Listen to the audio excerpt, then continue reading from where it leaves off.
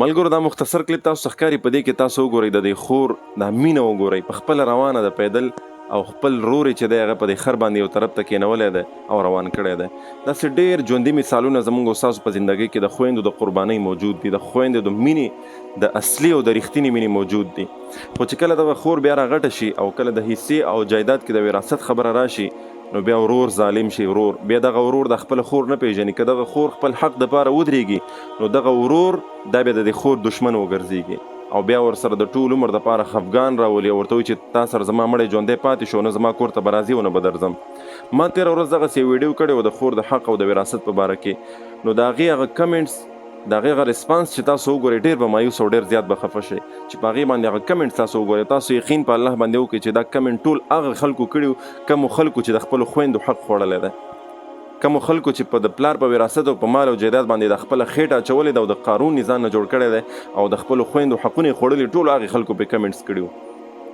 نو لہذا خبره مې دا کوله چې د خپلو خویندو قدر وکئ، د دوی سره محبت وکئ او دوی ته په خپل مال کې د پلار نه چې کوم پاتې شوی مال دی په دې کې ورته حصه ورکئ.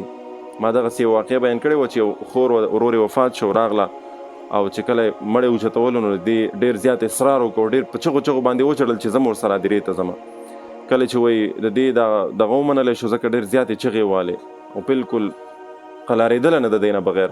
او چې کله لاړه هدیرې ته ورسره او کله یې ښخ کړو نو دا خور یې ورغله او د قبر سر ته یې ودرېدله. و یا الله ته زما دا ورور دغسې د خپل رحم نه، د خپل کرم نه محروم کې، د خپل رحمت نه په دې قبر کې محروم کې، څنګه چې وایي په ژوندون باندې زه د خپل پلار د وراثت او د مال نه محرومه کړې وم.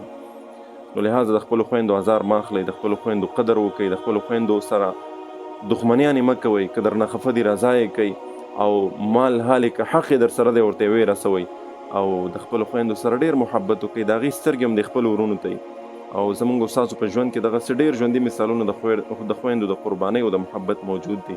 الله دې موږ ته د عمل کولو توفیق را نصیب کړي. دغه کلیپ در سره شیر کړي.